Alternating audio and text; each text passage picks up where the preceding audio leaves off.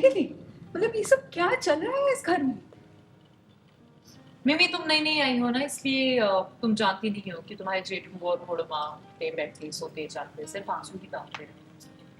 और मून ज्यादातर इन लोगों के साथ रहती है। तो अनी तुम ये बताओ, मून की मेंटल हेल्थ पर क्या असर पड़ेगा इस बात का? और मैंने क्या गलत कहा?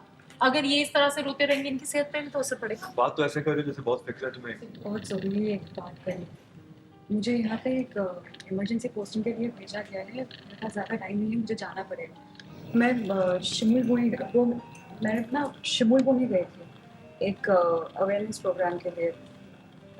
दादा क्या हम अकेले में बात कर सकते हैं? शिमुल बोनी का क्या हुआ? मिमी ये क्या तरीका है? हम सारे यहाँ खड़े हैं और तुम अपने दादा से कह रही हो कि अकेले में आपसे कुछ बात करनी है। तुम्हें क्या लगता है जो भी बात होगी वो मुझे बाद में पता नहीं चलेगी?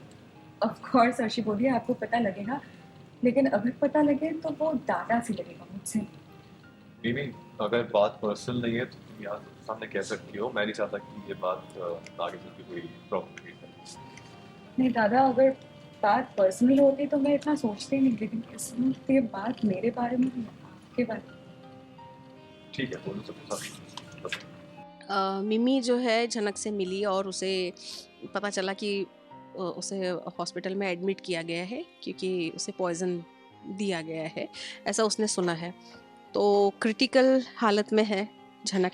तो वो चाहती है कि ये चीज़ हम तक, ये बात हमें पता चले और अभी अप्पू को खोने के बाद फिर झनक को भी कुछ हो जाए, जो कि झनक को हम अपनी बेटी मानते हैं। तो ये बहुत शॉकिंग बात है हमारे लिए भी। और अनी चाहता है कि वो इस तरीके से ना जाए, क्योंकि वैसे ही वो बहुत ज़िंदगी में झेल चुकी है। अगर इस तरीके से एग्जिट ले ले लाइफ से तो फिर उसकी लाइफ में बचा क्या? वो चाहता है कि वो बस उससे एक बार मिल ले जाकर। तो वही सारी चीज़ें हो रही है। छना की कंडीशन बिल्कुल ठीक है, वो हॉस्पिटल में। मुझे ये भी नहीं पता कि वो बचेगी भी या नहीं। प्लीज खोल के बताओ क्या हुआ झनक के साथ। नहीं, क्या हुआ है झनक को? वो तो अच्छी वाली थी। बताओ क्या हुआ है उसे?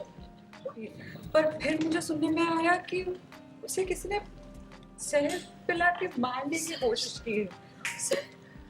खबर मिलते ही मैं उनके इलाके में पहुंची, लेकिन जब तक मैं पहुंची वो लोग निकल चुके थे।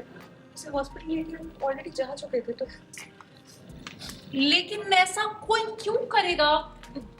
किसने पिलाया उसे जहर?